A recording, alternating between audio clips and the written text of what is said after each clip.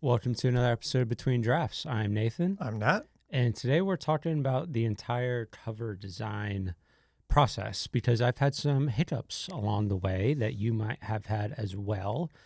So I thought I'd just talk through what those hiccups were, why I think they happened, and then really where I'm going from here, and it's much more promising. Yeah, and we can talk a little bit about the different cover design processes Yeah. that we've done too, because I've obviously had a couple different experiences between getting it done at Penguin Random House, Mhm. getting it done through Scribe, and the process you're going through of actually finding a designer yourself and getting it done that way is different from both of those. Yeah. So Definitely less efficient. yeah, I guess it's there's this kind of like slider with a lot of things in book publishing between delegation and trust versus like total control, right? Mhm. And to some degree, not even delegation and trust, but just like loss of options, right? I can Yes. talk about that on the trad pub side, where sometimes you can hit some of these problems that you're hitting and just have to suck it up. But Yeah. we can come back to that later. Like, Yeah. what's your how it's been going for you? So I hired a designer, and um, I had never worked with a designer before. So I think a lot of the issue there was on my inability to give directions in the language that a designer understands. And my expectations when hiring a designer were, hey, this guy's going to take his time to figure out what the book is about, what the vibe is, all that stuff. And it was more of, hey, here's two designs that I made. What do you think? I didn't really like either of them.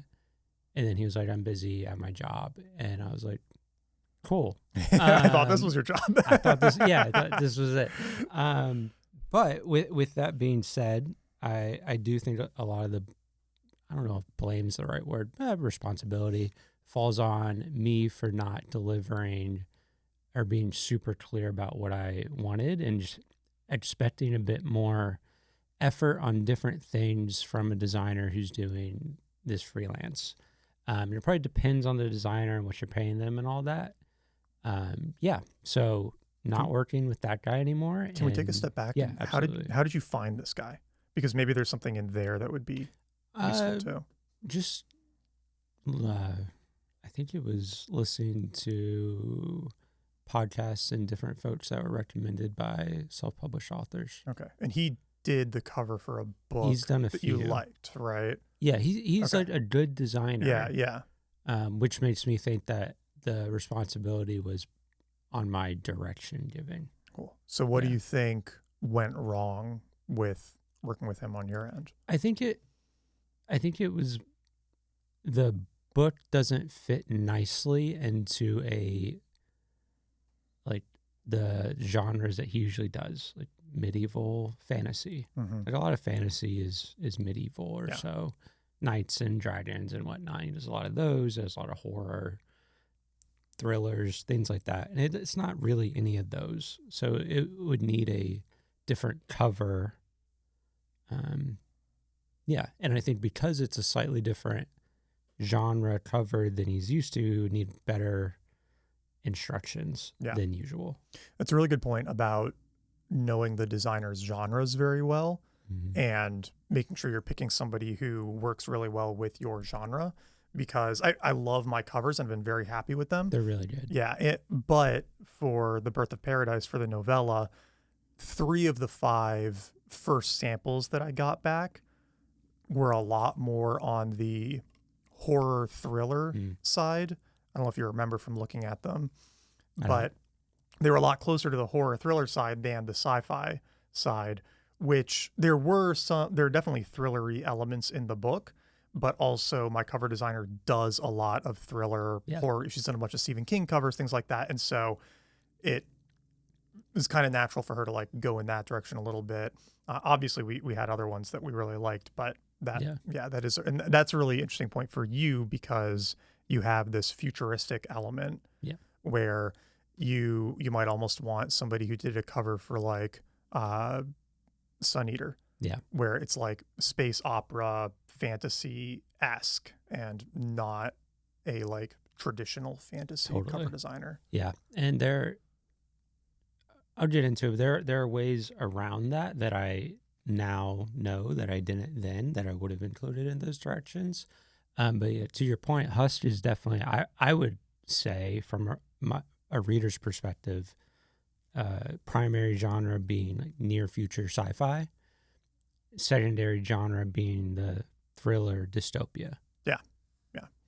And how do you get that across in a cover? Like the Right. cover is really, I think, trying to sell it's trying to attract the right person. So that means a person who likes that type of book. So it needs to portray those genres and then be catching enough that they're interested in reading it. I've thought about this with smut, Mm-hmm. like Amazon Kindle Unlimited smut, Mm-hmm. because the covers, for the most part, look terrible. But but if all of the popular ones have this same kind of shirtless, muscular guy looking down Yep. with some like imagery behind him, if that's the standard for that genre, you almost want to make your cover look like that and not try to do a fancier, classic Nora Roberts or whatever cover because you want it to match what people are looking for when they're looking in right. that genre. Yeah. And then if it hits, you can do those others as special editions. Yeah.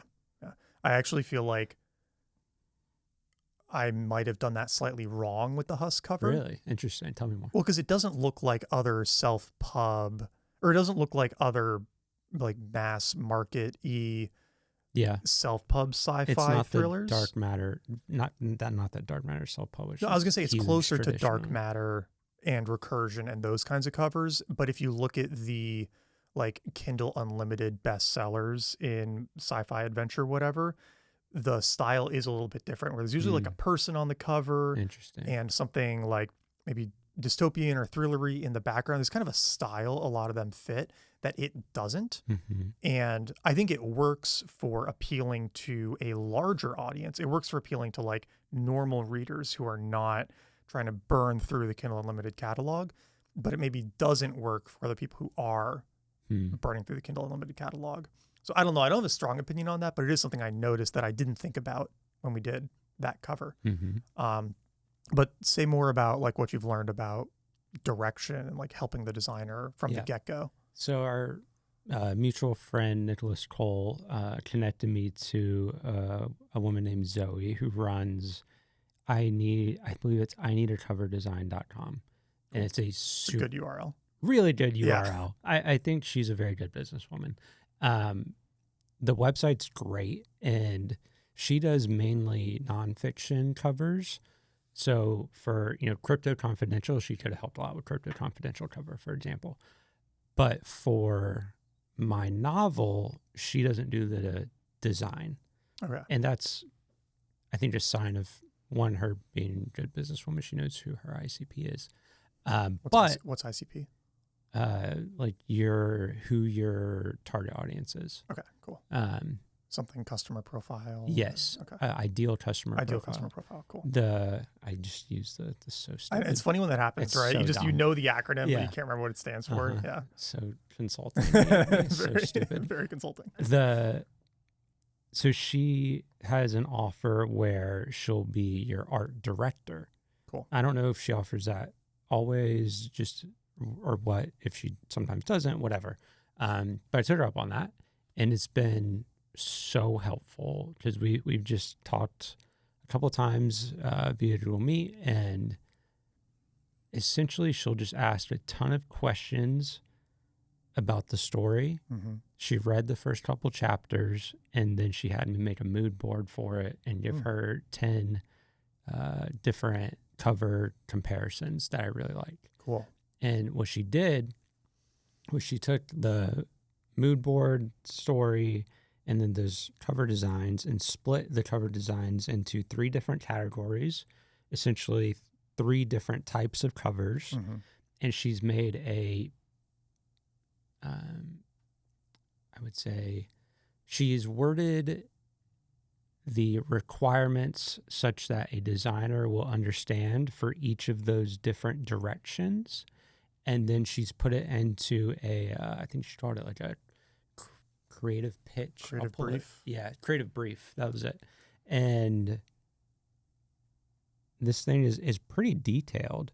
And we're back. So as we started to get into the creative brief, we got hit with a thunderstorm, lost power, did a little outfit change, and we're back. Yeah, and it's good because things have progressed a little bit, so we can talk more about covers. Yeah, so we were about to dive into the creative brief. You're going to share some of the details from that.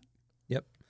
Okay, well, I'll just go through the whole thing. So what Zoe did is put together this creative brief that we sent to designers, and I'll just go through every section. So if you want to copy it, you can copy it, about the book. And then there is a 1 or 2 sentence, a little tagline, and it's the genre. You want to be as specific here as possible. So I didn't just say fantasy novel. I said Byzantine-inspired future fantasy novel. Fantasy with small hints of sci-fi, more futuristic than most fantasy, Byzantine Roman flair. Cool. So you did. I think that gives the designer a very quick idea of, I'm not doing a medieval fantasy. Right. The cover's gonna be a little bit different. Am I interested in that? Yes or no? Is there a canonical futuristic fantasy book, like when you're thinking of comps? The closest I'd probably say is Will of the Many. It is not. Oh. It is not future fantasy because, as far as I know, it's not set on Earth. But it is a society that is far more advanced than a typical fantasy society. They have essentially massive airplanes and all this cars. Stuff. Yeah. So I think that is probably the closest comparison in terms of the world. Cool. Yeah, this is a great question because there's really not.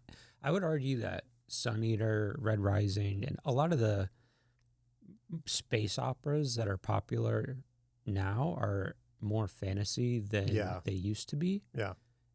And I think some of that is because AI is so advanced, robotics are so advanced. Science can feel like magic eventually. Yeah. So they're, like Red Rising doesn't really ever explain any of the technologies. Like no. Ghost cloaks. Sabers still make no sense to me. We just go invisible. Yeah. Grab boots. We thought lightsabers were cool, so we made them. Yeah, we made flexi lightsabers. Yeah, exactly. And Sun Eater is like, well, there are these aliens. There are these other things that move backwards in time. There are all this stuff. It's like, well, that's like Hyperion. That's old school. Yeah. Like that's Shrike. Fair. Yeah. That's I guess Shrike is actually kind of fantasy-esque sci-fi because, I mean, there's no, I guess I haven't read the sequels. I haven't either. I don't think that there's any effort to explain that scientifically. It's just a great monster. It's a great monster. Yeah. Yeah.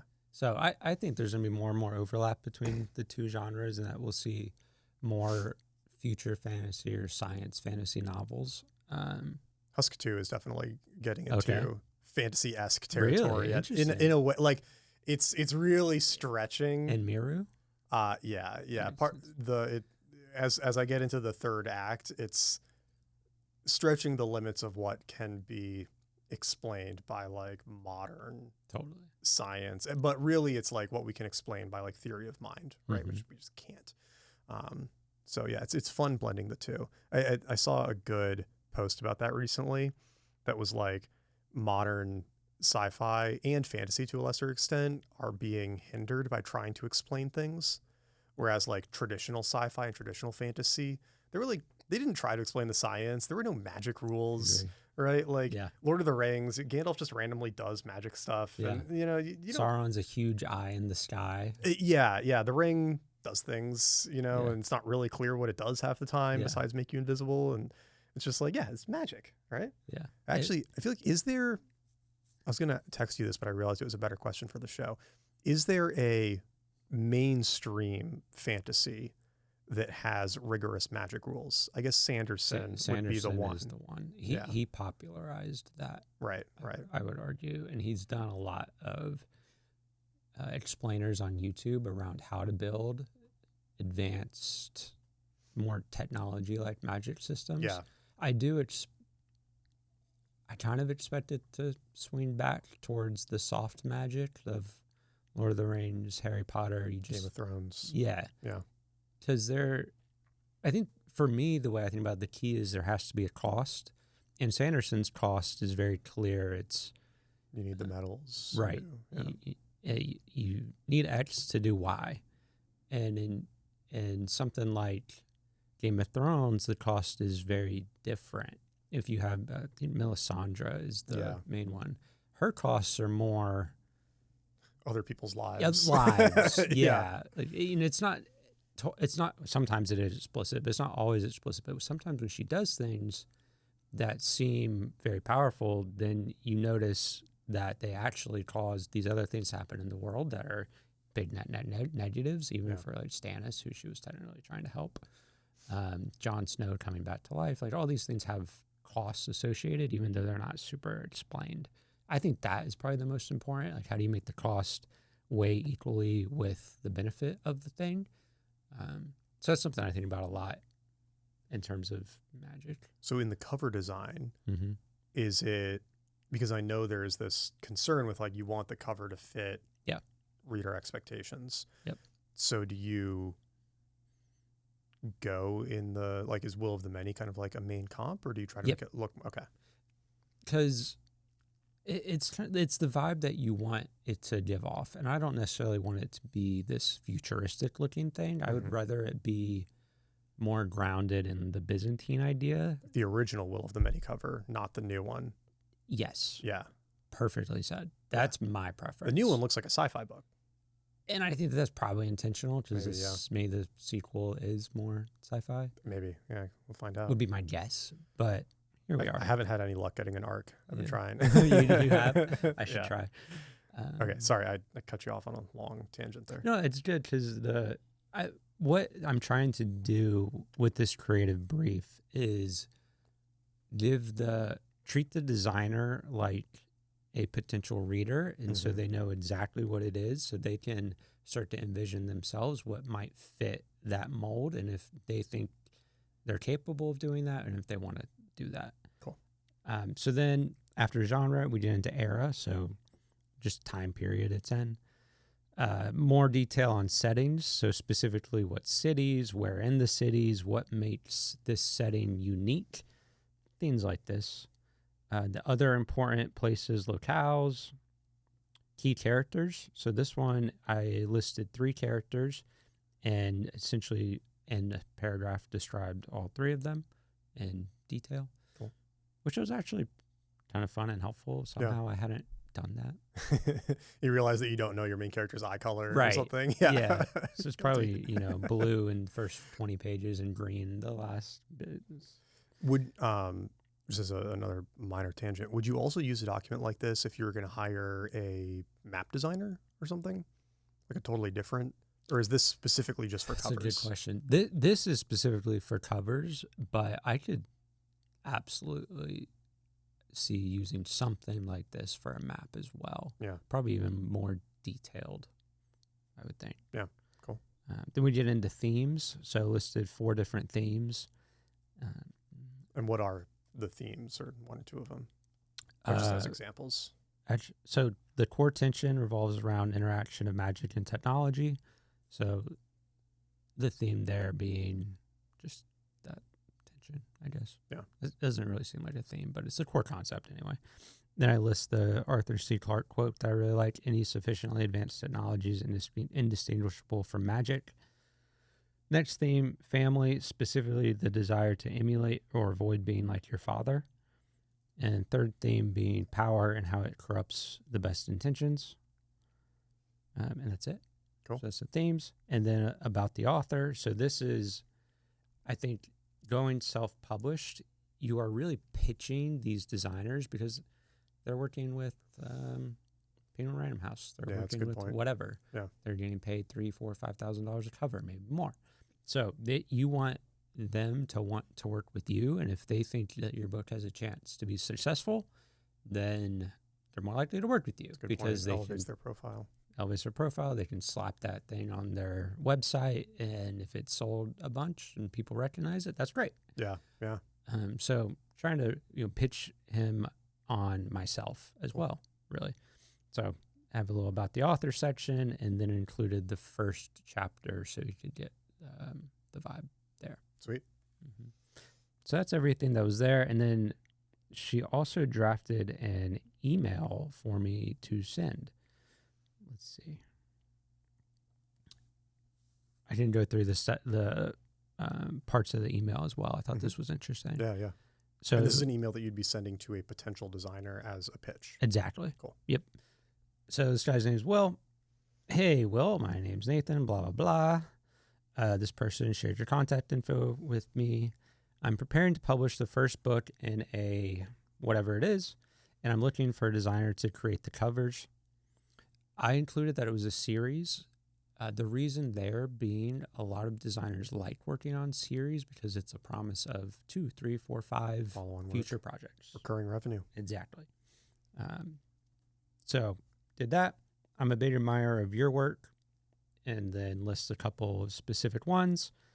I'd love for you to establish the series look for my own project. I've attached a detailed creative brief. For book 1, I've budgeted dollars to cover both the front cover design and the development of the series style.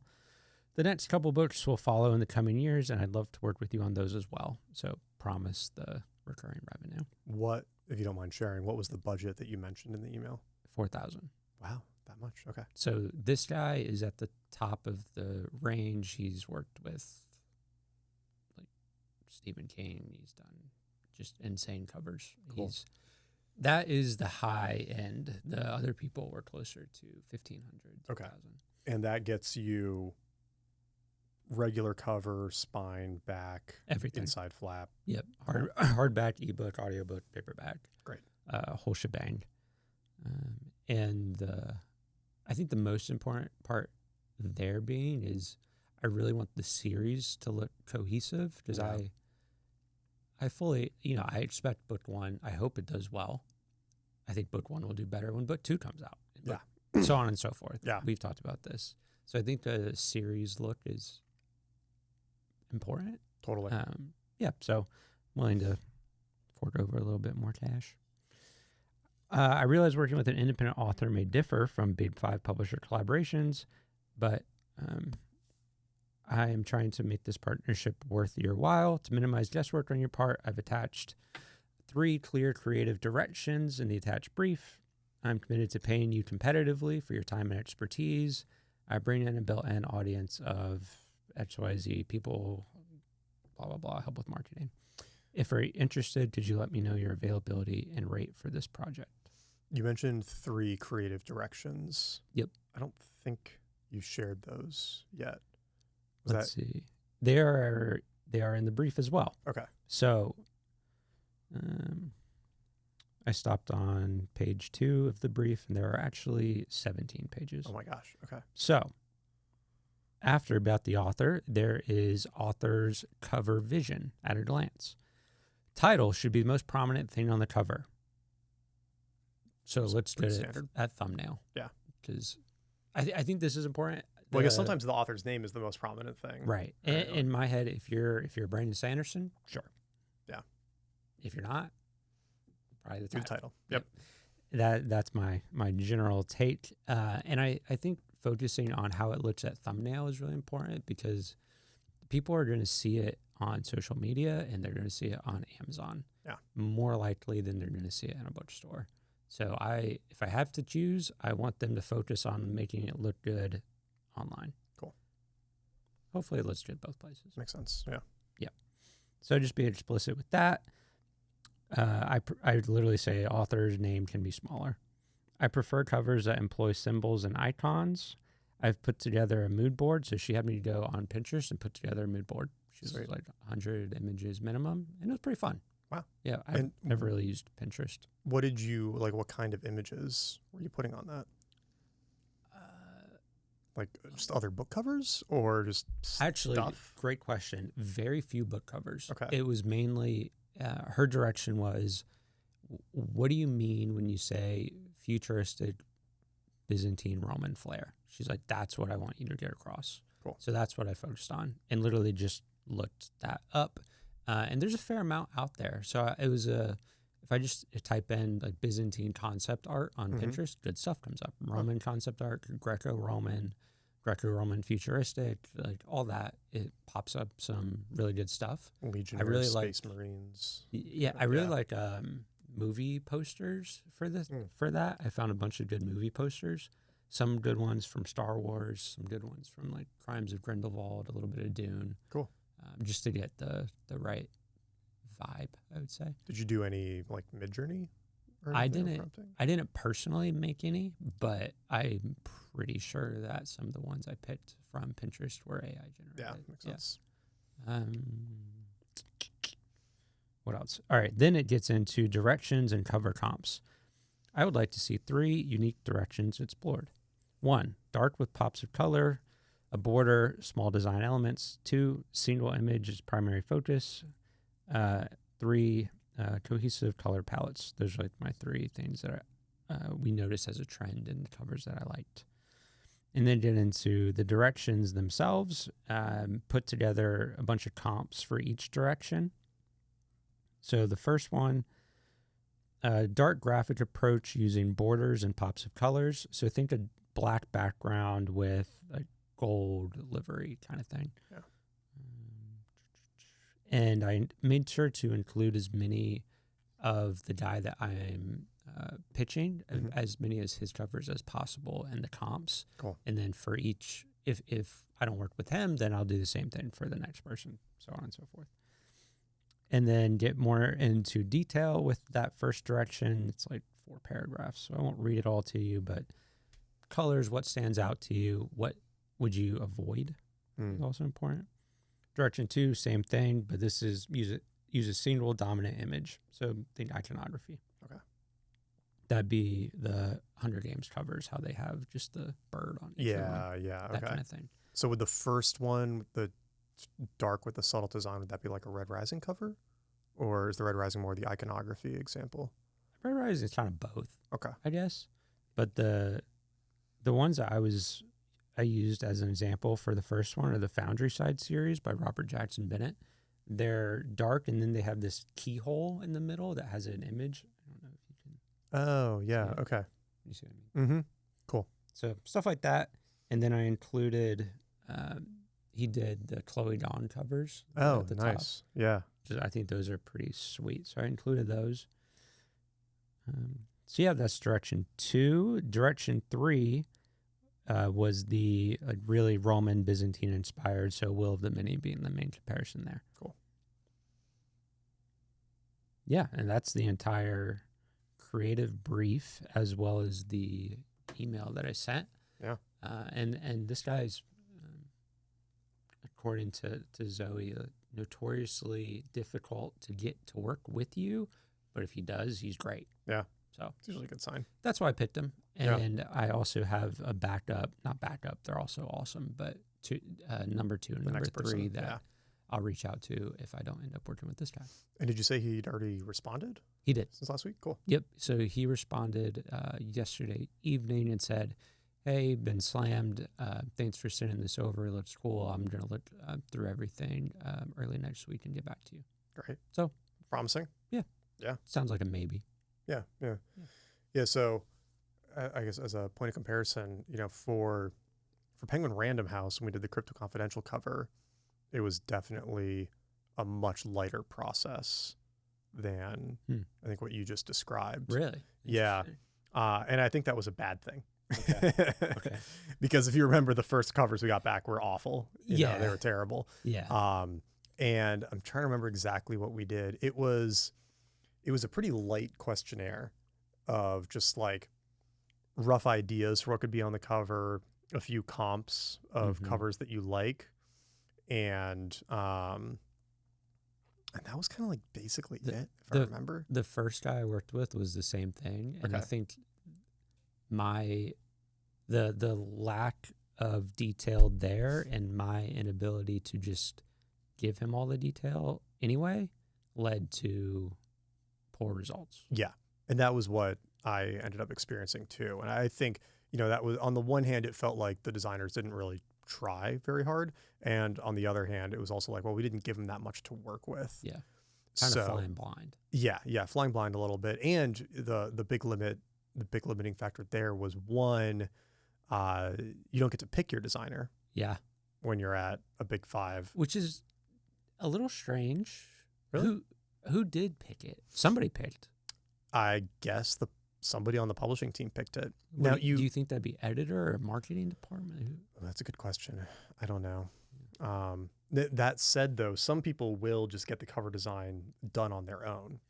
And so you'll see that sometimes with people who do these really big production nonfiction books like Sahil Bloom, right? Like I think he got his cover designed outside of his publisher because he was doing like Facebook ad tests to see which ones were going to convert the best. I'm absolutely going to do that because when he comes back with the different options for him, I'm $200 on each on Facebook. Yeah, exactly. It's the most clicks. See what clicks best. Totally. And so that was a little frustrating and tough. And what we ended up doing that helped was, one, getting a better sense of what I didn't like. I want to say we, I mean me and my editor, because he was pretty much on board that we didn't like the original directions. That's helpful. That we had. So that was very helpful, because if your editor is like, no, these are good, we're going with one of them, like you're stuck. You can't really do anything. Yeah. It's pretty rare that you get veto power on a cover with a trad pub deal, unless you're a big name. You can get a say, but yeah, veto power is unusual. But thankfully he was, on board with trying to get it better. And what worked for us was actually using Midjourney and coming up with some ideas for the kind of like palette and style and vibe that we were going for that was a lot closer to Fear and Loathing in Las Vegas and less like in the beginning I thought maybe it would look good with the Big Short cover. Yeah. The one with like the fish hook with the dollar bill roll on it and the water background. And we tried one direction like that and it just wasn't good. And it's like, no, we want something kind of like more chaotic. And so coming up with some images in Midjourney, and he actually had the idea of the like monkeys at the casino. And then we gave that back. And then I think they hired a graphic artist who they had worked with, who created the core image for the cover. The monkey. The monkey. Yeah. At the slot machine. Exactly. Yeah. And then it was like way better. And then we got into the nitty gritty of like picking the fonts for the handwriting and little things like that. But I kind of feel like we got lucky because there was so little input. And then we happened to get a really good output from this like one idea that it would have been nice if there was a more robust process like this going into it, because we hopefully could have avoided, I think, some of those mishaps. Yeah. Go ahead. I'm curious. It's curious to me that there wasn't an art director on your project, because if somebody got a smaller advance, I would expect what you just described, but you were like 250, 275. Yeah, you'd think at that price range they'd want an art director on it first. Yeah. But especially if you've never done a book cover. Yeah, yeah.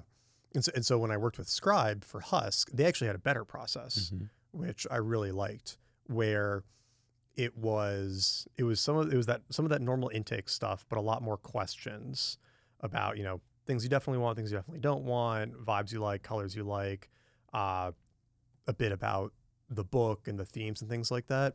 And then they had a kind of like a UI of 100 covers where you could do like yes, no, or like not respond. Yeah. And that was really helpful. And I guess they would send to the designer. Exactly. That's one other thing that Zoe had me include. I forgot because it's at the very bottom of the document, but it's directions you do not want. Yeah. So I put a bunch of like the romantasy covers on there.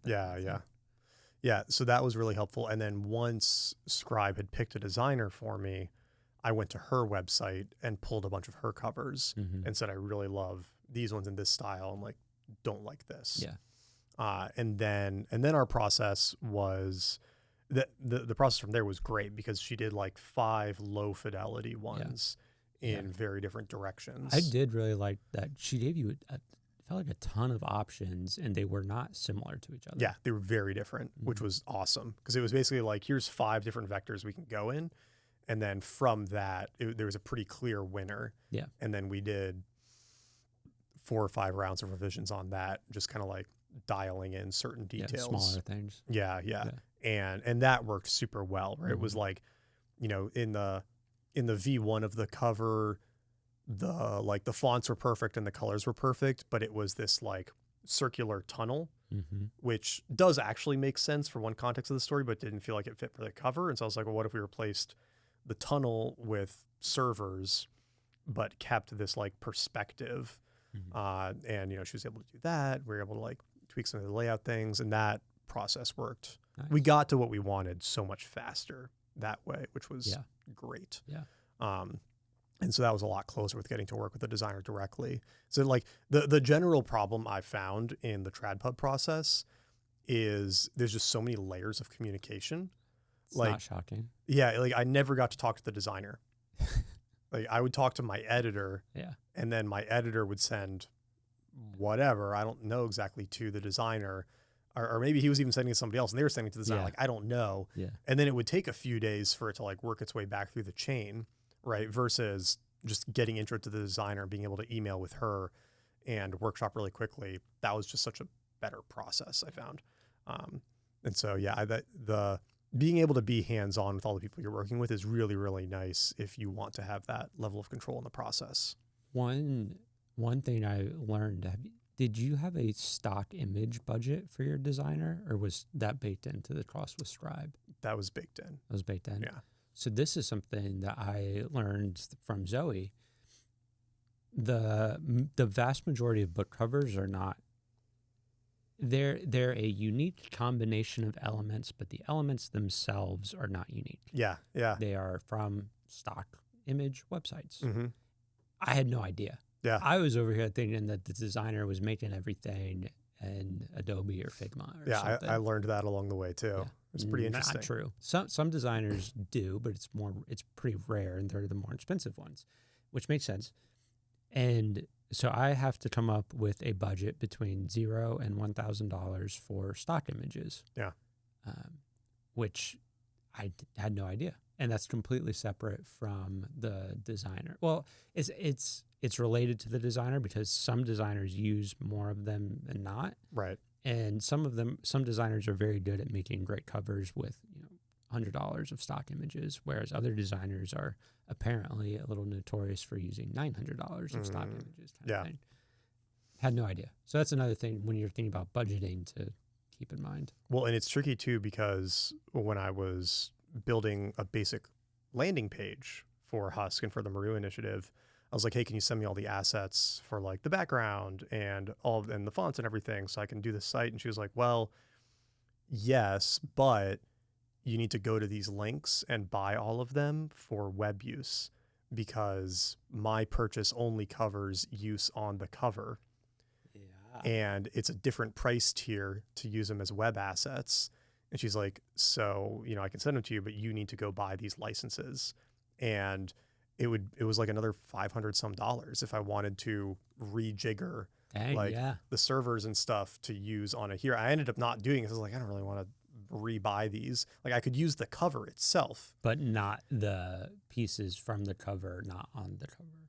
Yeah. I couldn't take, so it's like you've got this server farm asset on the cover and I could use the cover, but I couldn't use that asset separately as like a hero image on the website. Yeah. Or the font of Husk. Or the font. Yeah. I mean, the font was $250 to use as a web font. It's a good looking font. It's a great font. I love the font. $250. I know. Font. I was like, are you kidding me? Yeah. And then, in that process, I saw the different assets she combined to make the cover. And that was cool because it was like, well, one of them was just the hallway. Yeah. And another one was like just the servers. And she was like putting them together and then changing all of the colors on them and doing all this cool stuff to get it where it was. And I had the same reaction as you. I was like, oh, that's how you do that. Like, that's cool. That makes a little bit more sense now. Yeah. So it was neat to see inside that part of the process. Although I know for Crypto Confidential, the monkey on the slot machine, like that was a custom hand-drawn or tablet-drawn graphic. But I also couldn't use that on anything because Penguin Random House owns it. So that's weird. You'd think Penguin would want you smacking that everywhere. Well, they said that I could put it on things for like marketing. Like I could use it as an image on a website or something like that, but I can't make merch. Because they don't get a cut. Exactly. I can't sell anything with that icon on it because I don't have the commercial license to that design. They Another do. reason to do your own cover. Yeah. It's so wild, right? Yeah, you would think they would want authors to make money off of books. Yeah. Wouldn't it? That's such a like zero-sum game. I know, Thinking. If really you're odd. not making money, if we're not making money, you can't make money. Yeah. That's so dumb because It's like if people were somebody- wearing a hat or right. something. If I had the little monkey guy on a cool looking hat, and somebody's like, "Hey, what is that?" Oh, it's from this book. It's Go from this read book. it. Yeah, you should go read it, right? You think that would sell books. And there's also zero. If you want to take your There- initiative and go make Yeah. merch, there's zero cost to Penguin. and they're not going to make merch. That's crazy. actually. I'm Yeah. actually mad about that. I know. That's insane. And that was kind of my reaction. I was like, seriously? And they were like, yeah, well, if you want to do something like that, you can hire the designer to make similar designs on your own. And then you can use those. And so I messaged him and I was like, hey, think about doing this. He's like, yeah, definitely. It's $1,500 a design. And just tell me how many you want. I was like, oh my God. Okay. Well, I'm not sure I want to invest that much right. in getting a suite of these done. And so, yeah, Well, just kind of dropped it there. that's good to know because now I'm gonna ask Zoe about, hey, like, if I do end up wanting to make merchant things out of this, how do I bake that into the initial design contract Yeah. and just Make sure you have package it all full up. rights to everything, which Right. you should get, but it's a good thing to, yeah. I never would have thought of Verify. it until you said, hey, merch and all this stuff. yeah. And I've heard that on a similar vein, a lot of the publishing houses are not happy with the huge money being made in special editions because Yeah. they don't have a big cut in that. You apparently can't get deals that exclude those anymore. Yeah, that's so interesting to Yeah. me because freaking Pierce Brown just did his and it sold out in less than a day. And hmm I think that was 7 figures. Yeah. I'd be shocked if not. I mean, Sanderson makes most of his money off special editions, I think. Right. So-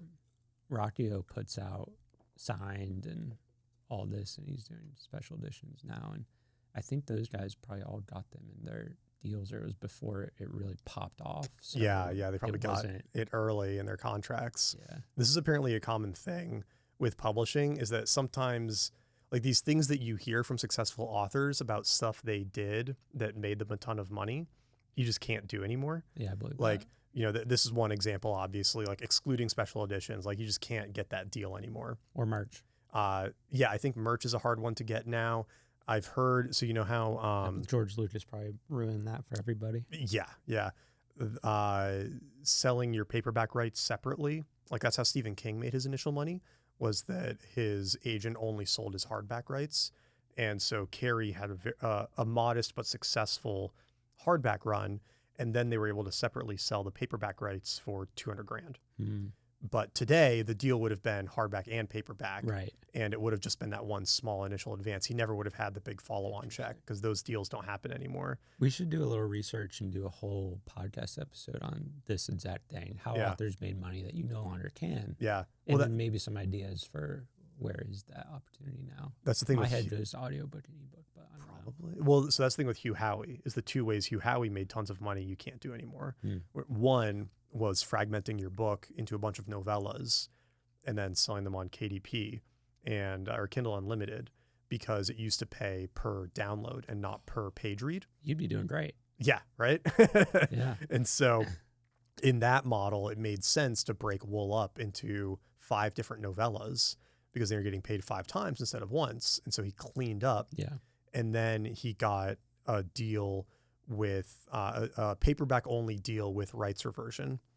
And those you apparently just can't really get anymore because the publisher ended up not making that much money off of that deal. So it worked out great for Howie, but apparently it wasn't that good of a deal for the publisher. And so it's a lot harder for other new authors to get those kinds of deals now. I'm curious how the Dungeon Crawler Carl one was structured. Yeah. Because he got that deal, but maybe he didn't get a rights reversion on it or something. But yeah, so the if you want to be like those authors, you need to find the next thing Mm-hmm. that's going to give you a financial edge, not try to duplicate what worked for them. Right. or you just stay completely self-published, so you keep the rights to everything. But Yeah. that has its own challenges, of course. Absolutely. Yeah. Yeah, we should definitely talk about that. Mm-hmm. I'm heated about this merch thing. I know, it's so crazy, It's isn't so it? short term. Yeah, It yeah. doesn't make any sense. It's Just from a money making perspective, that makes no sense. I know. It's pretty crazy. Like who initially was like, yeah, that's a good idea. Let's make sure our authors can't make money off of merch. It's a good question. I don't know. Like, I'm sure there is some legalese reason for it. Yeah. Like, it's easier for them to just do a blanket no than to need to hunt down every copyright infringement and investigate whether it's like legitimate or not, right? But I don't know. I don't have a good justification. Huh. How's the editing been going? Or they could just say, hey, give us 20% of. Yeah, or they could just ask for a cut, put it in the contract, right? It's like, if you use these assets in merch, They'd probably ask for 80%.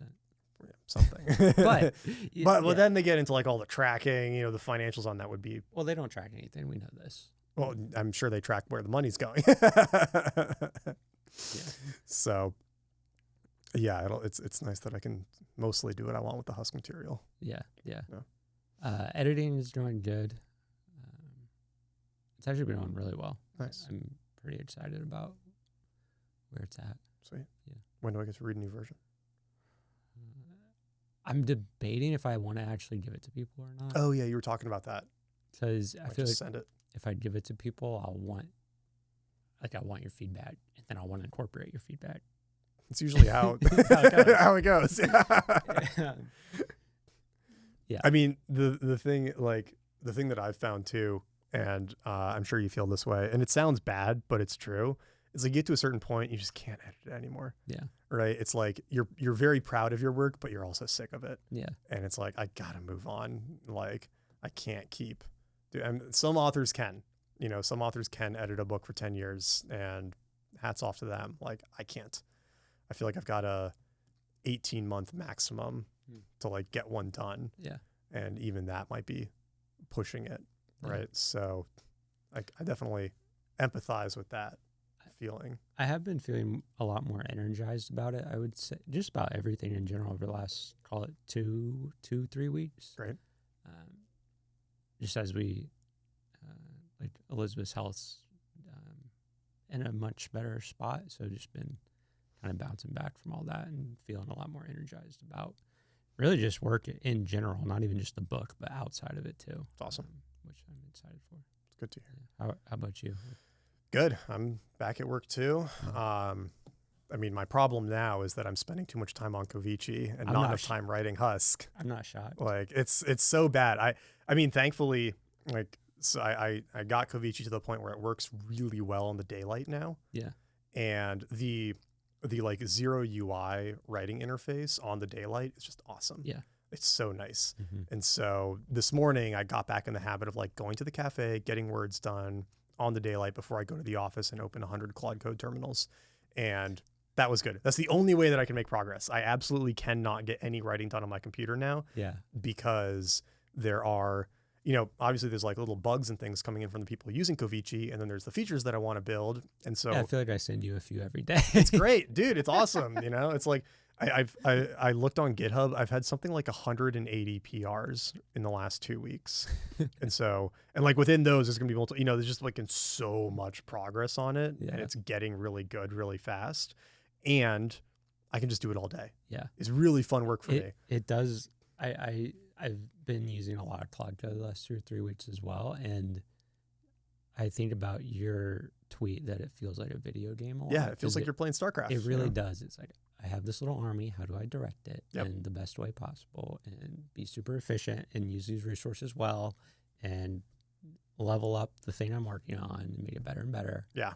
It's fun. It's really fun. It's way more fun than coding. Normal coding? Yeah. Oh, yeah.